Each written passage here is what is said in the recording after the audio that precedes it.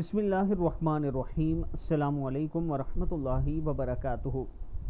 आबिद राजा channel की तरफ से आज मैं अपने चाहने वालों के सामने एक हदीस नकल कर रहा हूँ। आप पहले हदीस मुबारक सुन लें, फिर इसकी हकीकत आपके सामने बताऊँगा।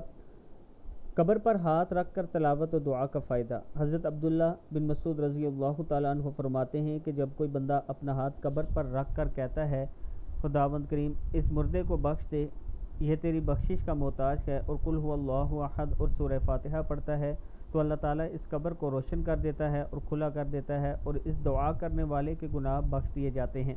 ये जो अल्फाज हैं अहदीस के नकल किए गए हैं, ऐसी कोई अहदीस बुक्स में मौजूद नहीं है, आप ख़ुद भी तलाश कर सकते हैं।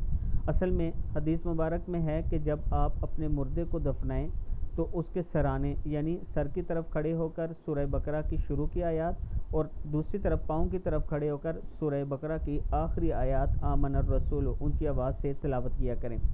इसके साथ ऐसी कोई हदीस मौजूद नहीं है, इन अल्फाज के साथ मौजूद नहीं है। हदीस की बुक में मैंने बहुत तलाश किया, मुझे नहीं मिली। एक बार मैंने भी अपने चैनल पर यह अपलोड कर दी थी, लेकिन आज मैं इसकी तरदीद करता हूँ कि ऐसी कोई हदीस मौजूद नहीं है। हाँ, आप अपने जो आपके फौतशुदान हैं उनके लिए आप तिलावत कर सकते हैं, इसाले सवाब के लिए कर सकते हैं, लेकिन हाथ रख कर कब्र पर और ये चीज़ें ऐसी कोई हदीस मौजूद नहीं है।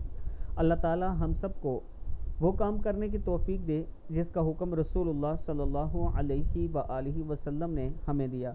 आप यह हदीस अपने उलमाए कराम के पास भी लेके जा सकते हैं, वो भी आपको बता देंगे कि ऐसी कोई हदीस मौजूद नहीं है। इसके साथ आप ख़ुद भी तलाश कर सकते हैं, क्योंकि इंटरनेट का दौर है। आजकल हर चीज़ आपको इंटरनेट पे आसानी से मिल सकती है। ये जो ऊपर लिखा हुआ है कब्र पर हाथ रख कर तिलावत और दुआ का फ़ायदा, अगर ये आप उर्दू में गूगल पर लिखेंगे तो अगर यह हदीस मौजूद हो तो वहाँ आपको इजीली मिल जाएगी, और अगर नहीं है तो फिर नहीं मिलेगी। अल्लाह ताला हम सबको सही अमल करने की तौफीक दे। वीडियो को आप दोस्तों ने आगे ज़रूर शेयर करना है।